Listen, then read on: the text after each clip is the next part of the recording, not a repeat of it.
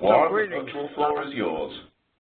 Thank you. Greetings. This is Warren Vaneman. I'm coming to you today from snowy Virginia, while my home organization is in Monterey, California. I do live in the Washington, D.C. region where it's snowing today. So first of all, I want to thank Andy for inviting me to present this discussion today. And I also would like to thank you for taking the time to attend this session. Warren, just excuse me for a minute. Could you all make sure, other than Warren and myself, that your phones are on mute? We're getting some background noise. Thank you. So the topic for today is model-based system engineering demystified, and I came up with that topic because I go to a lot of places, I talk to a lot of people about model-based system engineering, and everybody gives me a different answer of what model-based system engineering is. So I started thinking about what is really model-based system engineering, and where's the state of model-based system engineering today, and I want to share my thoughts with you. But before we get into model-based system engineering, we have to really talk about the reason for model-based systems engineering, and that's because of the state of systems engineering today. And I argue that the most significant challenge facing systems engineering today is how to deal with the increased complexity. And systems are getting larger in some cases, and they're becoming complex in just about every case. So I like the photos on this slide. The bottom photo is the RMS Titanic, the most advanced ship of its day, superimposed on the oasis of the seas, and 225,000 gross tons is the largest cruise ship today. So vastly different in size, vastly different in complexity, but systems don't have to be larger to be complex. So, for example, a 1950s TV with a huge vacuum tube and a cabinet that holds it's actually a piece of furniture in your house, right? That was probably larger than the smart TV of today, right? But the smart TV of today is clearly more complex, but the smart. So we have to be able to represent that complexity somehow, and we have to be able to represent it concisely. And we all know that we are now working in a digital era where we have larger and distributed teams. So, for example, look at this webinar. People from all over the place on this webinar, right? You know, and that's pretty much the environment that we all work in. We all work on distributed teams, and we have to have a way to share that information across distributed teams. I know when I was a chief architect, I had some of my team was here in Virginia, and some of my team was like in California, right? So we have to have a way to represent, to share that data across it. We also have to have a way to look at emergent behavior and to model emergent behavior. And I think we could do a little bit better job of that as in the systems engineering community, maybe that we have in the past. So model-based system engineering was the term model-based system engineering was defined by INCOSE like circa 2007, if I have my date right. And when we look at this definition, it captures the life cycle perspective that we should always have as systems engineers, but it doesn't give any indication of how to progress past there, it doesn't give any indication of how model-based system engineering is different than traditional systems engineering. In fact, I argue that going back to the founding of systems engineering, we have been working with models, right? Whether those models are diagrams or whether those models are matrices or requirements, they're essentially models. So this definition, while I believe it started a discussion back in 2007 on model-based system engineering, it really doesn't help us to implement or maybe even further understand model-based system engineering, but it does start the discussion. So I have at Naval Postgraduate School, I have the luxury of going around and talking to a lot of people, a lot of organizations about model-based system engineering. And a lot of people say, yeah, we're doing model-based system engineering. And I always ask the question, well, what does model-based system engineering mean to you, right, and to your organization? And I hear different things from different places, right? So I hear things like model-based system engineering is the system modeling language. Model-based system engineering is unified modeling language, or maybe even model-based system engineering is lifecycle modeling language. Right? So the last two letters in each one of those acronyms, ML, for modeling languages. So that's what they are. They're modeling languages. A component of model-based system engineering, but not a complete view of model-based system engineering. Other people say that model-based system engineering is the Department of Defense architecture framework, or that it's the unified architecture framework. And you know, that's a component of model-based system engineering, but it doesn't tell the full story. So I call those things presentation frameworks. And then some people say that model-based system engineering is Magic Draw, or model-based system engineering is InnoSlate, or whatever your favorite tool is.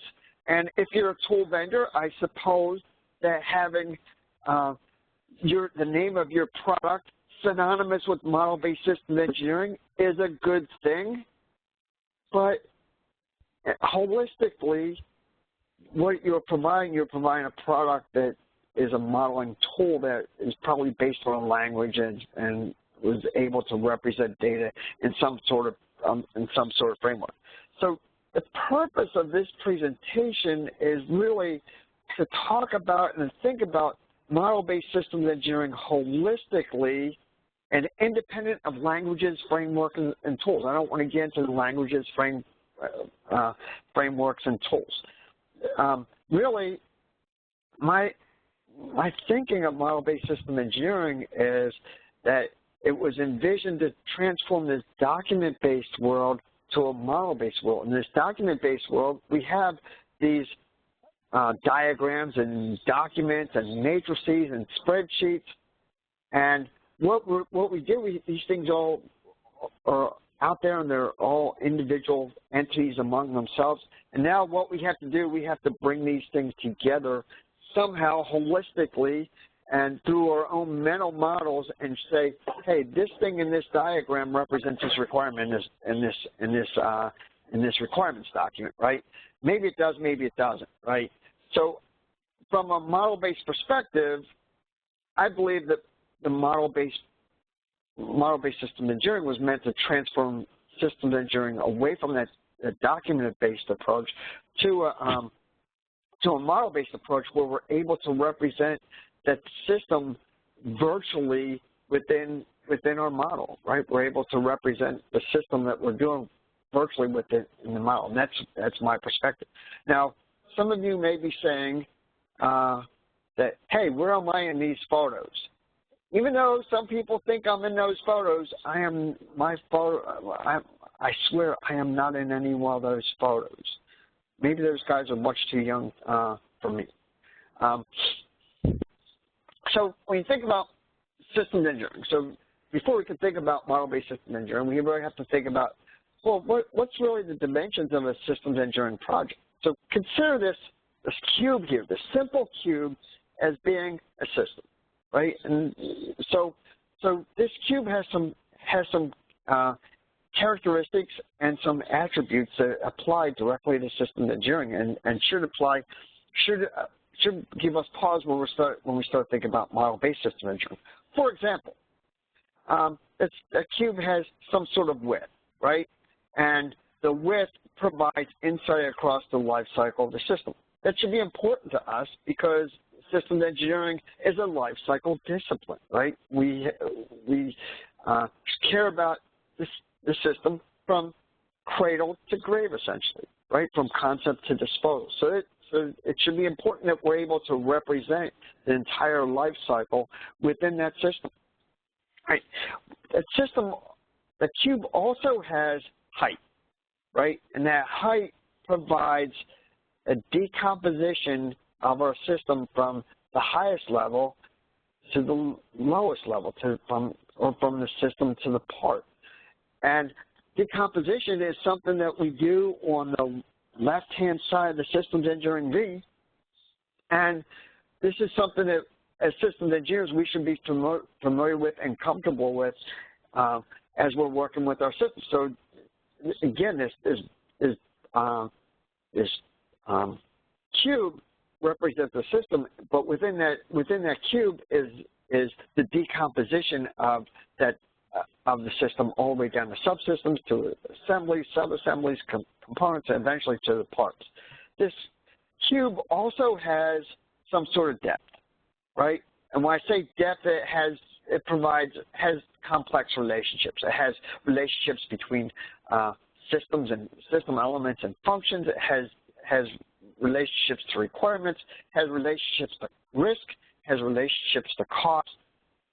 So has all that stuff that that we worry about as systems engineers. Now, cubes only represented one time, right?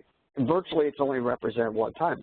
So we should be able to represent all this stuff in that cube one time, and that's why I believe we should be doing from a model-based systems engineering perspective. Now, I mentioned the definition, the INCOSE definition, circa 2007. Now, things have progressed, and the model-based system engineering world is probably the aspect of systems engineering that's making the fastest transition, or the most transition, over the last 12 years. And I believe it's time to change the definition a little bit. So here's the definition. I mean, whether you like it or whether you don't, I mean, it's a definition that I posed a few years ago. It's gotten some traction. It's been a few IEEE papers at this point. It's been presented at the INCOSE IS last year. So it's getting around. I'm not saying it's the de facto standard, because it's not, but it's starting to become popular. And this definition looks at model-based system engineering from the life cycle perspective, which we should be always looking at things from the life cycle perspective as a systems engineer. And it has 4 components, right? And the 4 components are the modeling languages. So model-based system engineering should be based on some language. It should be based on structure. We'll talk about structure in a while, but I think structure is the one piece that we miss in model-based systems engineering almost consistently. We should have some sort of presentation framework. We should be able to represent this data that we're working on to the decision makers, so the decision makers can use that data to make decisions. I mean, that should be the purpose of systems engineering, not just for creating the products and the artifacts for the sake of creating these artifacts, but because somebody cares about what we're doing and somebody's going to use that to make system decisions. And then there's model-based processes, right? And I argue that these model-based processes could be either static or dynamic. So in systems engineering, we're pretty comfortable with static models, whether they're in document form or whether they're in diagram form. But we don't really focus a lot on dynamic models. I mean, okay, so I'm not saying we don't focus at all on dynamic models, but we often let the heavy lifting for the simulation piece and to derive behaviors to other colleagues in other disciplines. So, for example, like in operations research, for example. So some of you may say, well, wait a minute, you talked about these 4 different tenets of model-based system engineering. That's what I call them. I call them 4 different tenets of model-based system engineering. But we're not talking about, and I'm going to pause there and I'm going to say, shh, we'll talk about that in a little while, I promise. But we're not going to talk about it right now. So we're going to talk about these 4 tenets right now. So what happens in a model-based system engineering environment? So today, what happens is we have these model-based processes. We've had model-based processes for as long as our discipline has been around, right? So we have these model-based processes, and everybody has different model-based processes. And I don't care what your model-based processes are. If they work for you, they work for you, great. But what happens today, we use these model-based processes, and we create these different artifacts with them. right? We create these different artifacts. And it's important that we create these different artifacts because hopefully these different artifacts are meant to inform and inform decisions and be the thought pieces for decisions or the driver for decisions. But what happens is we use these model-based processes and we create these different artifacts. In the past, we would use Visio or Microsoft PowerPoint or maybe Word or Excel, right? And today, what do? We create these things in a model-based system engineering tool, and you pick out the model-based system engineering tool that you want, using language that tool is based on. And what do we say? We say, hey, that's a win. We're in a model-based system engineering environment. Meanwhile, all we're doing is using these model-based system engineering tools as a rather expensive way to create these things that we used to do with Visio, PowerPoint, Excel, Word, right? So that's how we do things today. And the way we do things today, we often ignore the structure, and the structure is inherent in every one of the tools, whether it's based on a language or based on something that the tool manufacturer and the tool designers have to put in to make the tool actually work, right? So I argue that we should be using these model-based processes, and we should be using this tool, and we should be creating a virtual representation of that system, using whatever language you want, using the structure, whether the structure is inherent within language or whether the structure is just within the tool, right? And from there, from that virtual representation, we're able to get these different, we're able to view the data in the way we want to present to decision makers so they can make decisions based on our data for how to move the tool, how to move their system forward. So one thing we don't talk about in systems engineering very often, but I think it's important when we start talking about model-based system engineering, and that's the principle of concordance, right? And concordance is the ability to represent a single entity such that data in one view or level of abstraction matches data in another view or level of abstraction. We're talking about the same exact thing. So take for example, this aircraft, the F-A-18, Navy F-A-18, right? So this aircraft is represented one time, right?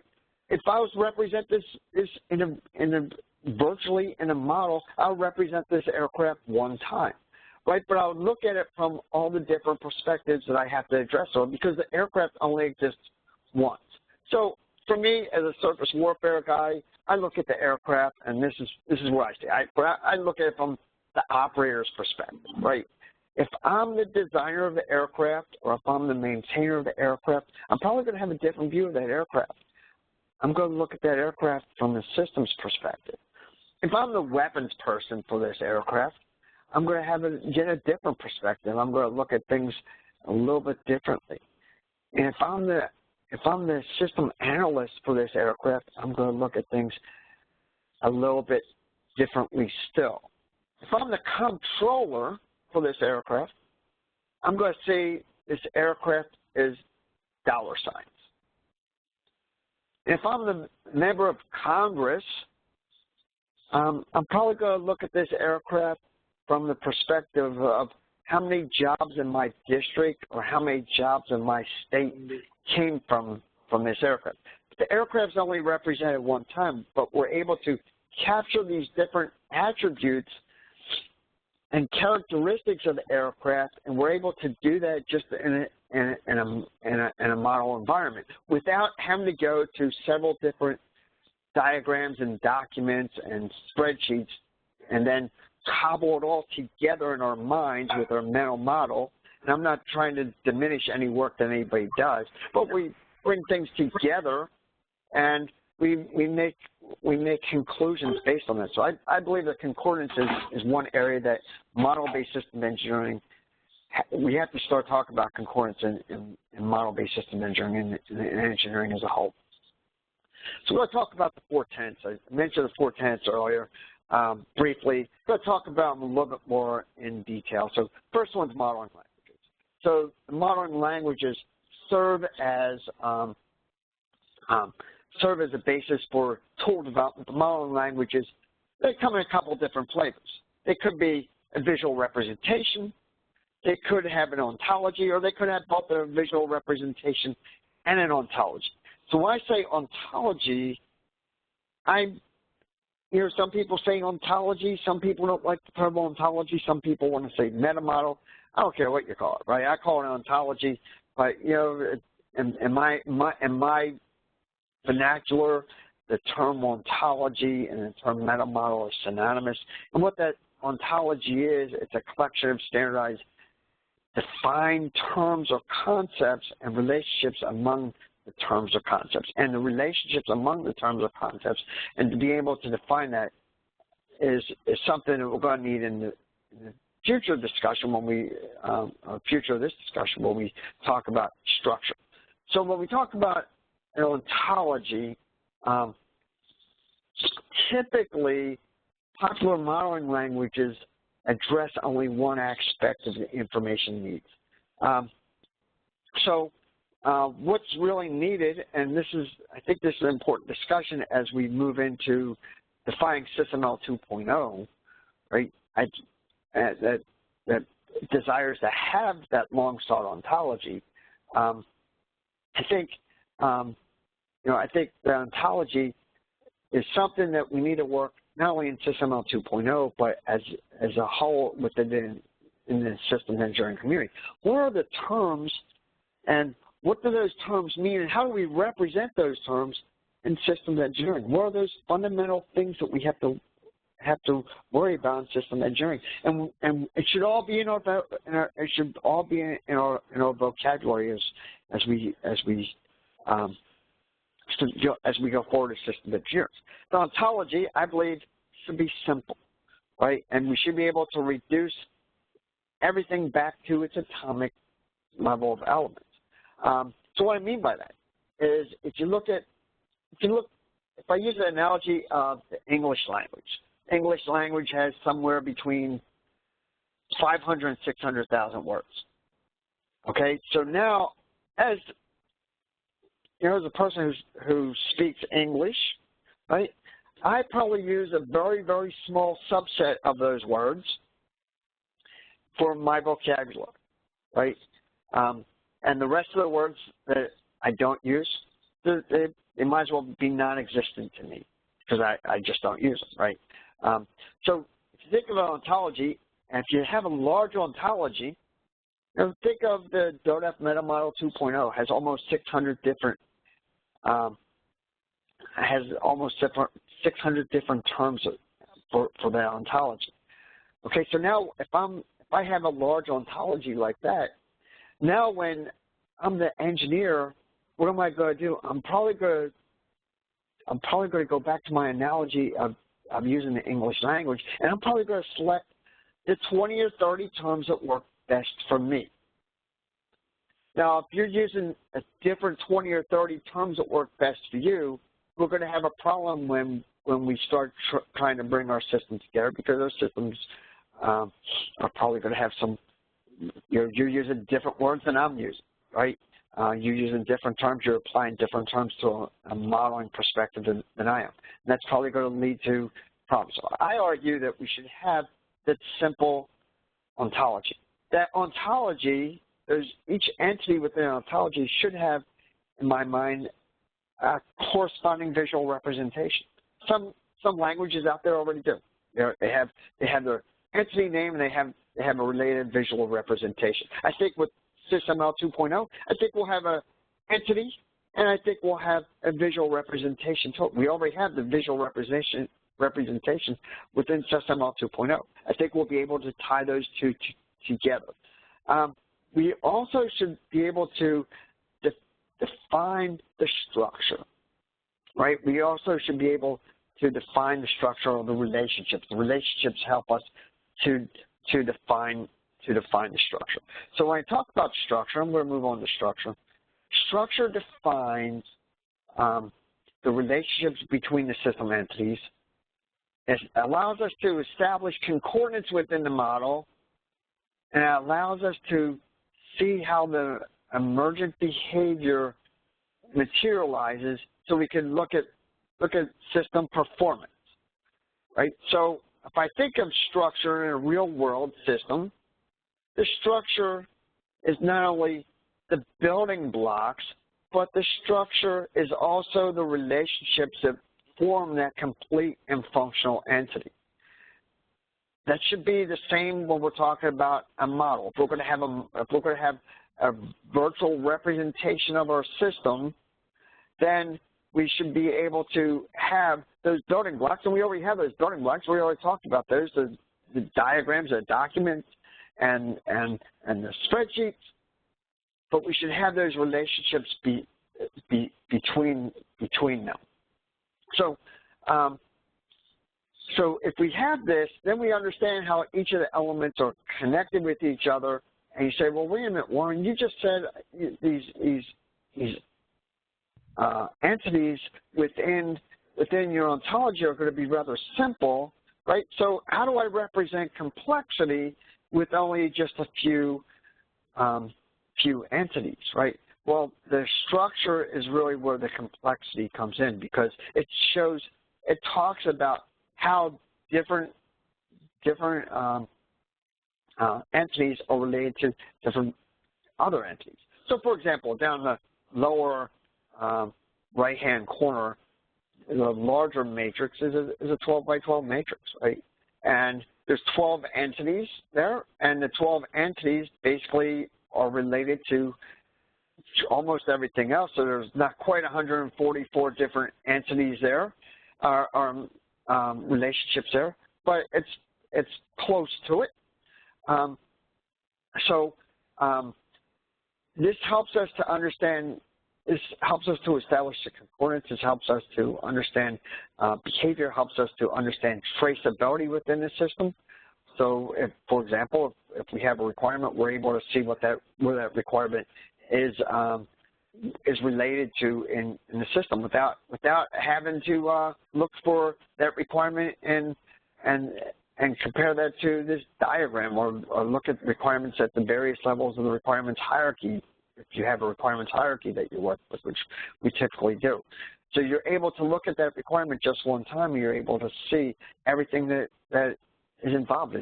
Be able to show you what it does, what capability it addresses, what system element is related to, what function it does, what risk it has.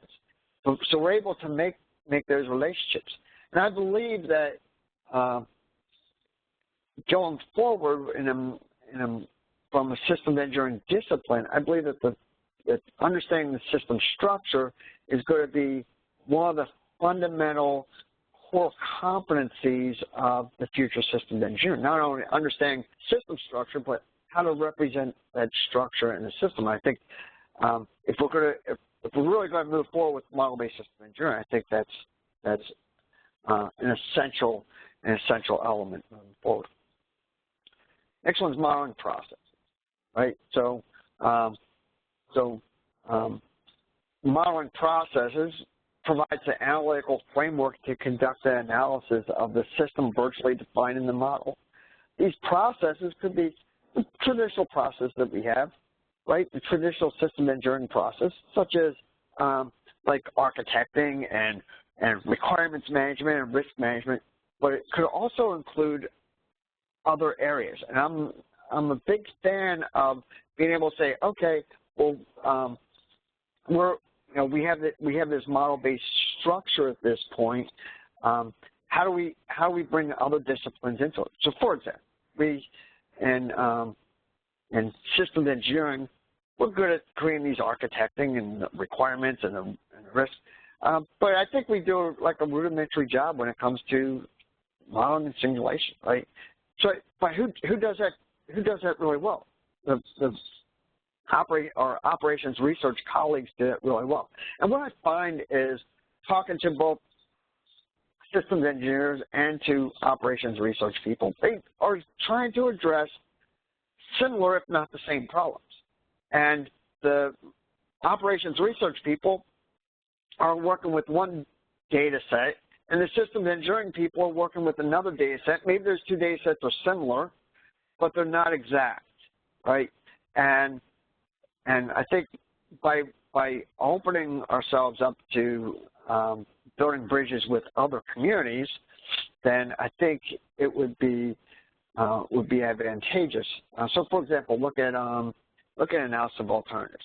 So, not sure if any of you have ever worked on a typical DoD analysis of alternatives working group. I have in the past. And what happens is you have this working group, in the first meeting, you get together and everybody's there. You have the performance guys, you have the risk guys, you have the cost guys. They're all in the meeting, right? And then what happens? We all go off on our sub-working groups, and the performance guys work with the architecture and figure out what the performance of the systems is projected to be. We're trying to forecast that. The risk guys go off and they do their thing, and then the cost guys, they go off and do their thing. And then at the end, we all come back together and we brief out our results. And you can't sit there and wonder and say, hey, is the system that these guys are reporting out on the performance the same system that these guys are addressing the risk for, the same system that you're addressing the cost for? And the model-based system engineering framework allows us to ensure that when we talk about a risk, we're talking about a risk that can be traced back to the architecture, that can be traced to a cost, or it would be traced back to some sort of performance issues. So when we talk about model-based processes, model-based system engineering really requires an emphasis on the model, specifically on the objects and relationships it contains rather than the artifact. So the artifact is important, because we aren't doing this for ourselves. We're doing this to inform decisions. So it is important, but really our focus should be on the model. Again, we should be able to include other disciplines in model-based system engineering, to include system architecture, to include operations research, program management, classical system, and other classical system engineering. There's also a need to educate stakeholders.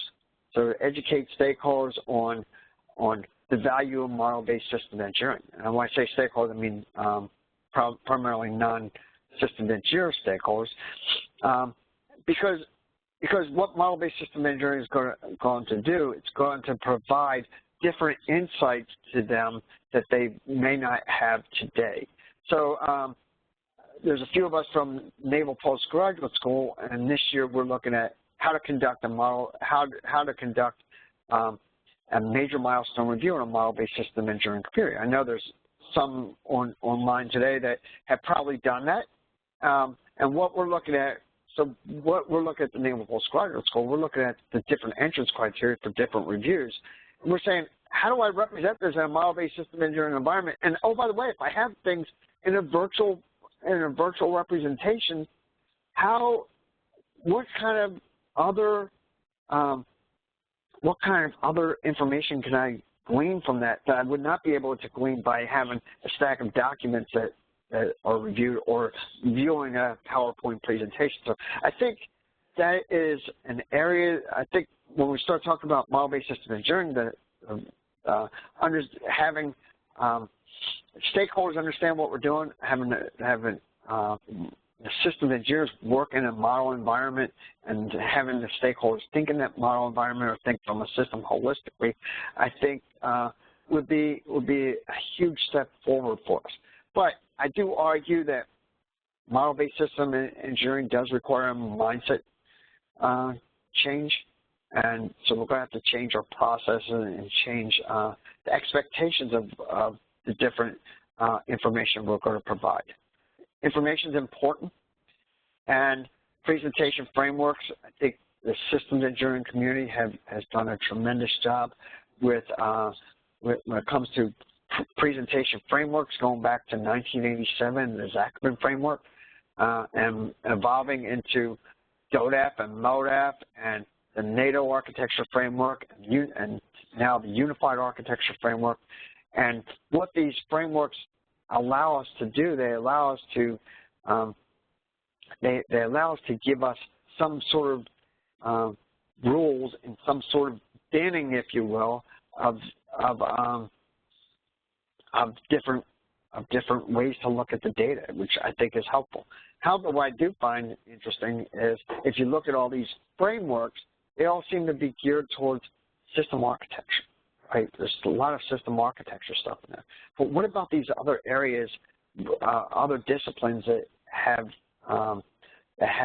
something to say within the system life cycle, right? What about the system engineering? I mean, so we talked about system architecture a lot, but what about system engineering? If I go to, so for example, if I go to DODEF, I don't see any cost data. You know, I see some schedule data now, right, under DODEF 2.0, but I don't see risk in there. What about program management?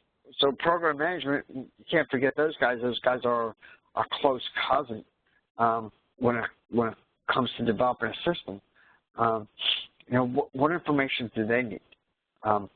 And how can it all be incorporated into this virtual environment? So, so typically the modern languages talk about, you know, one aspect of the information needs. We're good at providing, you know, architecture data, you know, in our languages, but we're not so good at always doing other aspects of the data that will represent everything else. So I think we need to relook at this as a community. I think so we can provide different definitions and reference and guidance. You know, if you look at DODEF, for example, and I try to extend DODEF to say, hey, wait, I don't have everything I need in there. Where's my risk stuff? Where's my performance stuff? Where are my requirements in there? I can't come up with a good answer. So we have to be able to look at these presentation frameworks and figure out what information is actually needed as we go forward in a model-based systems engineering environment. So we should be able to include the architectural data requirements, even V&V data, right? How are we going to test it with the test matrix and stuff like that? So I think this would help a lot. It would help us especially address complexity. I think the presentation frameworks as they exist today, if we did nothing with them, I think they helped us a lot with binning the models, you know, putting the models into specific categories. I can't say the R words, or I would say the R word, characterizing, I think. Oh, look at that, I said it. And that helped to reduce the complexity, but I still think some work needs to be done there, and I think that's something we could work on from a model-based system engineering perspective. Now this other one topic. Okay, so I said earlier, told you guys who were asking, who had the question in your mind about tools, when I showed the 4 tenets of model-based system engineering, I said I would talk about it later. I'll talk about it briefly now. The model-based system engineering tools are general-purpose products that use a modeling language, and they support specification, design, analysis of various system representations. Here's some of the tools. Maybe I don't have your favorite tool. I'm not trying to discriminate or leave anybody out, nor am I trying to show favor to any one particular tool. Because as a government guy, I'm not a tool salesman, and I also realize that common tools go, right? So today, the tool I used 10 years ago as a chief architect isn't the tool that I would use today. In fact, the tool I used 10 years ago as a chief architect, I don't even think is supported anymore, right? So when we think about model-based system engineering, we should really be thinking about things tool agnostically, but as we're thinking about a tool, we should be thinking about the 4 tenets of model-based system engineering. So some people call me, some commands call me, and these organizations, and they say to me, Warren, we want to create this model-based system engineering environment. we want to have a tool study. Or what tools should we use, right?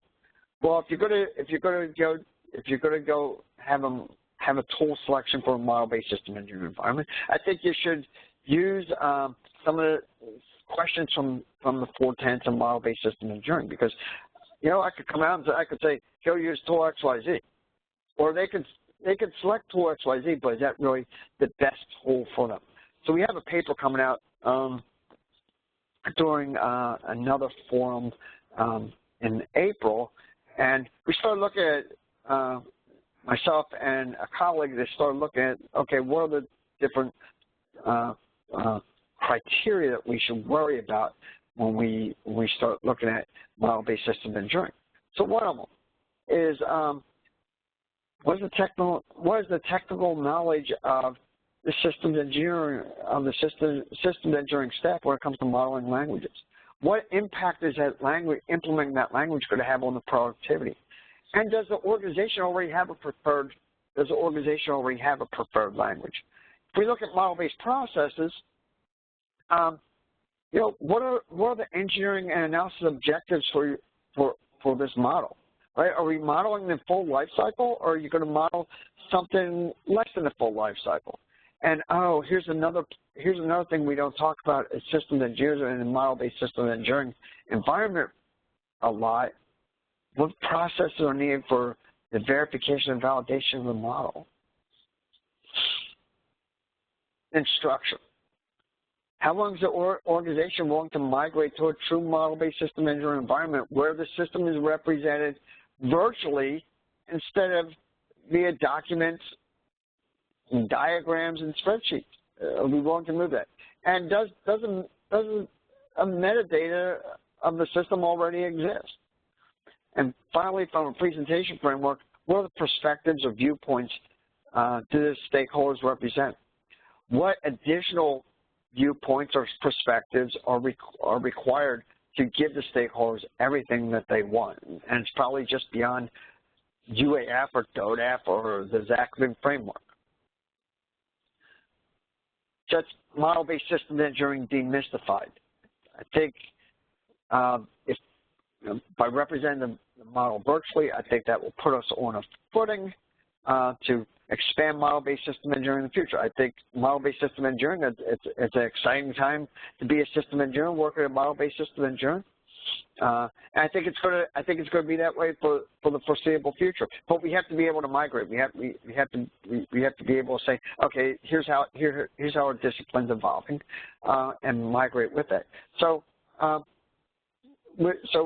when we talk about model-based system engineering, it has to be more than just system architecting. We have to consider the programmatic stuff. We have to include requirements in there, right? We have to include the physical features of the system in there. Some tools do this rather well, other tools not. We have to look at the parametric piece in there. So I know the parametric piece is a part of different languages, but we have to be able to include different data from numerical analysis in there. And eventually, I think we have to get to the point where we have some sort of relationship with computer-aided design. I know there's 1 or 2 tools out there that are looking at computer-aided design, but I think it's really powerful if we go within one environment. I'm not saying one tool, but we go in one environment and we can do everything from the concept all the way down to the design, right? Today, what happens is we have our systems engineering models, and I admit that my knowledge is often limited to the Department of Defense, and we finish all these engineering stuff, and what do? We throw them over the wall, and then somebody else picks it up and puts it into computer-aided design. So I think there's a disconnect there. I think it would be helpful if we could figure out a way to move that forward. So model-based system engineering has a lot of benefits. It helps us to focus on the vision.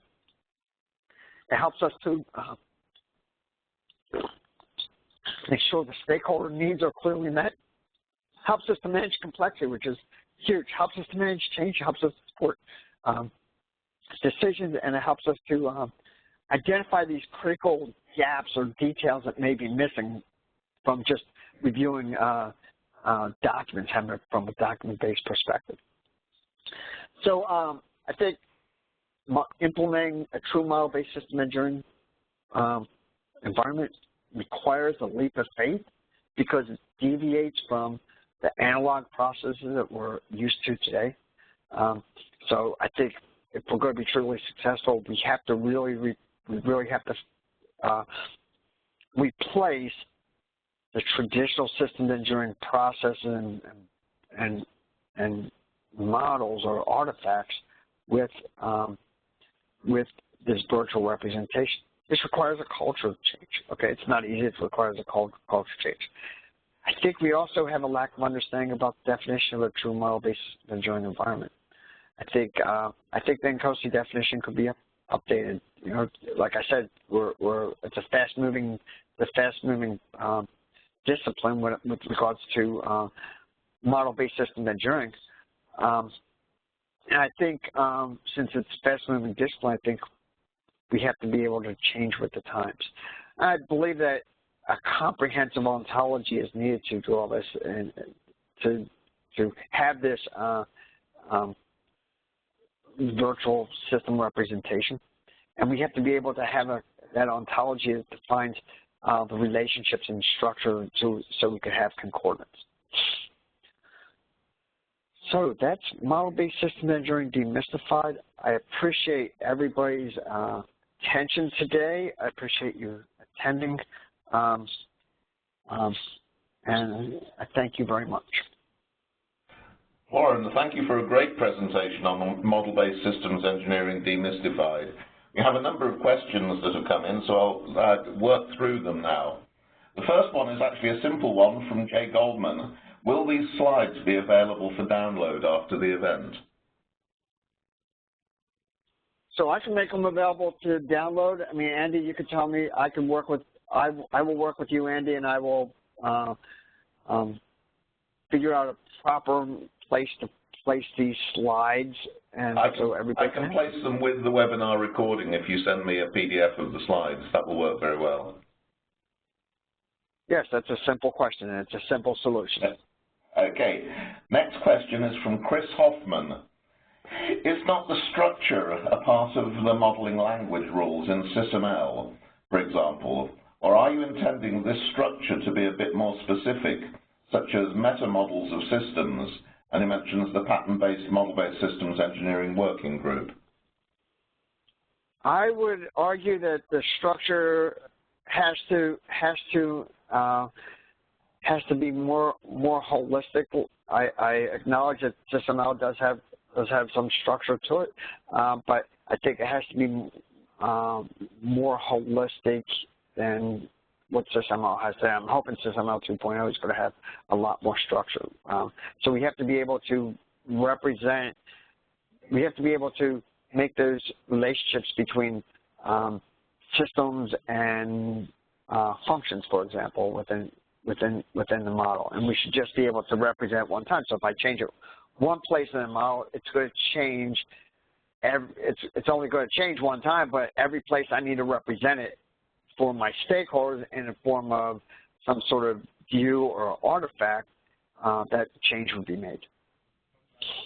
So I hope that answers your question, Chris. Thank you. Next question from Jim Teef. Do you have any return on investment numbers to justify model-based engineering to decision makers? That's a great question. I do not have that. You know, like I said, it does require a leap of faith. The problem is I see a lot of people, a lot of organizations, they attempt to do model-based system engineering. They go in there half-heartedly, if you will, and as a result, it doesn't work out as they intended, right? I think model-based system engineering is oversold in some cases, and when it doesn't work as intended, it gets a bad name. So, question from A. Long. Is business process modeling inclusive to or a subset of model-based systems engineering? I would say that business processes would be a subset of model-based systems engineering. So notice I I left the definition of model-based systems engineering fairly open so other disciplines and other methods could join. So, question from Daniel Totham. How have you handled moving MBSE tools over long periods of time, decades, when one used previously becomes obsolete? Risk is we lose our model and its data for a system modeled 10 years ago. That becomes a huge problem because today, if you look at tools today, a lot of tools out there, a lot of tool vendors will tell you that they can accept other tools, they can share data with other tools, but in reality, it doesn't often work out that well. I think having a common ontology, if systems engineering community could come up with, could develop a common ontology, and I don't care how that ontology is represented in different tools will have different features depending on what the vendors want to put in their tools. But if we had a common ontology with common relationships, I think we would be able to go a lot further to sharing data, and that includes not only sharing data, but migrating data. And so you want to talk about the cost, right? So the previous question was on the cost and return on investment. When one tool becomes obsolete and unsupported, it's often difficult to jump to another tool without redoing everything, and that becomes a huge problem. A question from Patricia Lothrop, which has just jumped on me. Where does data governance or data modeling fit in model-based systems engineering? Could you repeat that question, please? Yes. Where does data governance or data modeling fit in model-based systems engineering? Okay, so I think so there's a lot of discussion on this single source of technical truth. There's been some work, I think, by the folks up in MIT about model curation. I think so when we start talking about model-based system engineering, you start talking about data. I think there has to be a model curator, if you will, and that model curator is responsible for the data. So, I mean, there's lots of issues when it comes to governance, because now I've defined my system, and the management has accepted that system, and they have put that system under some sort of configuration management and the model, and now I have to move forward, right? And I'm still working in that model, so I have to be able to have that gold copy, if you will, and then as I move forward, I have to be able to make those changes and track those changes, and that's a problem. I'm working on a medium-sized system right now, and one of the problems that we're facing is how do we maintain that governance? How do we how do we keep that gold copy? How do we track the changes? And how do we go back to like an engineering change board, right? How do we get to the engineering change board and say, hey, here's the changes that we want to make? So that's a great question. I think the governance piece is something that has to mature along with the discipline. I think the governance piece is going to be one of the key aspects of model-based system engineering that we don't necessarily realize today. So, question from Chris Barreras here. A general top-level question. What type of projects warrant model-based systems engineering? I would argue that model-based system engineering does come at a cost. So I think systems where it's not able to easily visualize that system, easy to comprehend that system, and easily on paper or in your mind. I think if you get beyond that, I think you really need a model-based system engineering environment. Like I said, it does come at a little bit of a cost. The larger the system, the larger the cost. But, you know, if I'm designing a new lawnmower, for example, new push lawnmower, I'm not sure I would use model-based system engineering from there. I could, but I'm not sure I would. Unless I'm going to use this for the way I'm going to do system engineering overall. So if I'm going to use system engineering overall, I can change my processes. I could get a rather low-cost tool, and I can go from there. So I hope I answered that question. Yeah. We're almost out of time, and there's a huge list of questions here because we've had a very large audience. So what I'm going to suggest is I'll capture all of the questions and pass them on to Warren, and then he can contact you or you can contact him to discuss those questions. It's a shame we don't have longer. There's such a long list, and there are some really good questions in there. So just before we finish, Warren, can you jump back to the slides which from my pack?